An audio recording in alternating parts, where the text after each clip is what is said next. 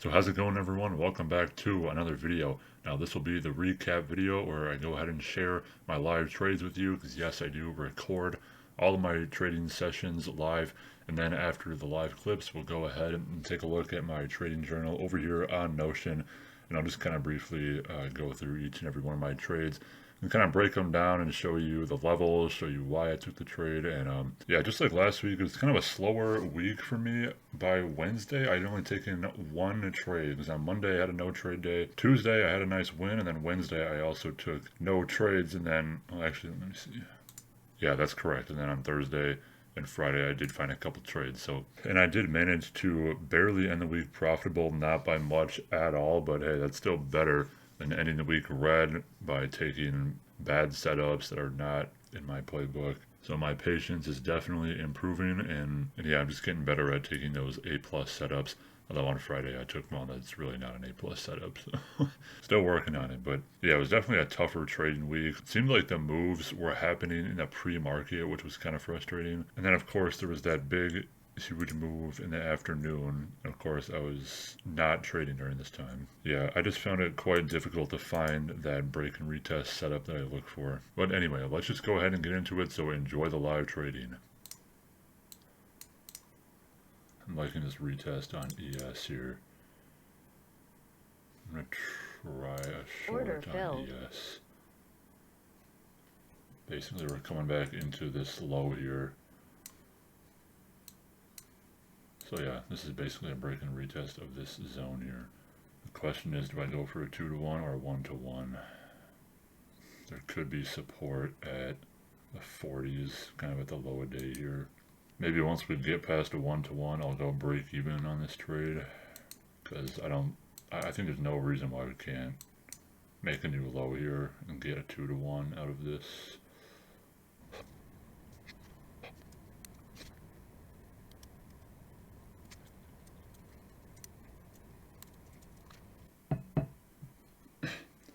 Alright, just got the alerts that we broke the lows. So at this point, I think it's time to go break even on this trade, and hopefully we can get just a few more ticks of downside. So Target filled. And there we go, just like that. That was, how many points was that? That was about 12 points, so I'll take that. We definitely read that very well.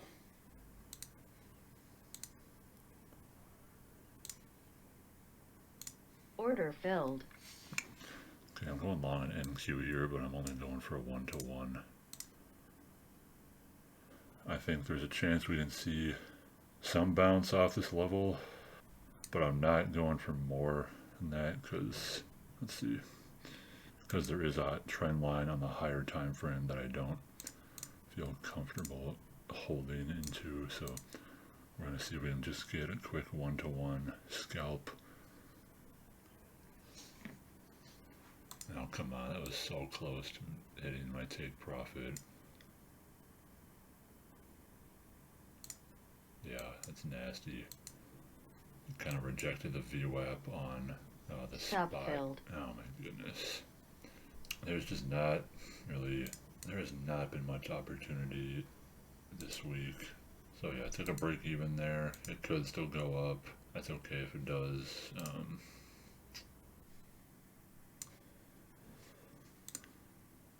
I might try a short on NQ here.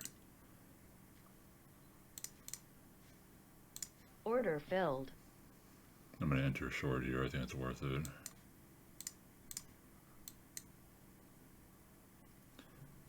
I don't know. I think it's still trying to push above this level.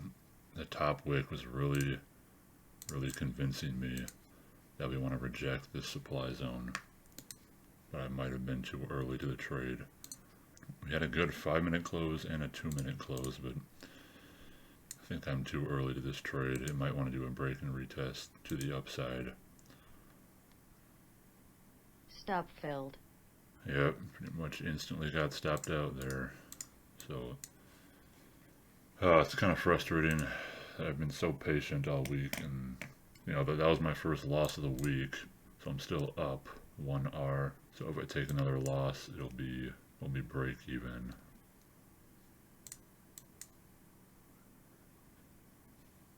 Order filled. Alright, I have to take it off this level, man. I don't even care if I lose. It's just such a clean retest. We're just going to go for a 1-to-1. I'm kind of tempted to raise the profit target, to be honest. Okay, now at this point, I'll probably go break even on the trade. Question is, do I take it off here? Maybe I should have taken it off at a 1-to-1. Alright, well, I'm calling it a week. I have to step away after that. Stop filled. Yeah. Alright, so now let's go ahead and take a look at my trading journal over here on Notion. And yeah, as you can see, took 1, 2, 3, and 4 trades all week, which I believe was the same as last week. I think I only took 4. So the first trade was on Tuesday, and it was on ES. And this was the first time I got a 2-to-1 short in quite a while, actually. I really have not been shorting this market at all in the past few months, although now we're starting to get a little bit of a pullback. So I think there are some opportunities to the downside.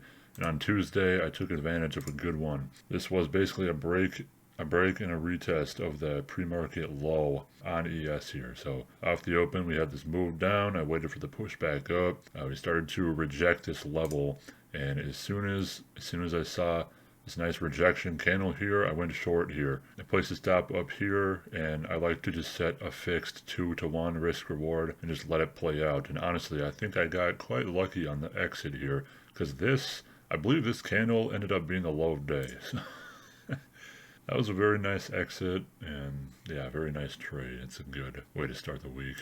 So yeah, after that, took no trades on Wednesday, and then on Thursday, I did manage to find a trade, but it just turned out to be a break-even trade. And yeah, in my notes I said it's been hard to stay patient this week, but it's a test to see if I have the discipline. So patience was key this week. So anyway, the entries on this trade, I mean, it was a simple, break and retest of a key level like I always go for. I liked that this candle dipped below the level and instantly bottom wicked. That's where I went long. And because the market was a little slow, I just went for a 1-to-1 and I still could not get filled. And after I saw this candle top wick, I just closed it at break even because I'm like, okay, it's really not worth it. I think it should have filled me on this candle. So I took a break even there, and it's a good thing I did because it chopped around for like 10 more minutes and then it went down below the level. So yeah, so then on Friday I took 2 trades, and Friday, I'm not gonna lie, it was frustrating, and I don't really have an excuse to be red. First of all, the first trade I took was really not my go-to setup. It really wasn't a clean break and retest that I like to go for. Basically, we had this was a key level of resistance here, not just from here, but it was also resistance on the higher time frame. So this was my top level of the day on NQ. Basically, right at the open, we had the strong move up into the level. I saw this nice top weight candle here, and when that closed, I saw this next candle kind of start to move down a little bit. I went short there, and that was like the worst time to go short, because right after that, I mean, it just went straight up and stopped me out. Yes, this trade, it could have worked out, but what I should have just waited for is the nice clean break and retest. And yeah, I could have had a nice green day. Plus, there was another break and retest here, but I think I messed up my psychology, because I did go long on this break and retest here. And as you saw in the recording, I was originally targeting a 1-to-1.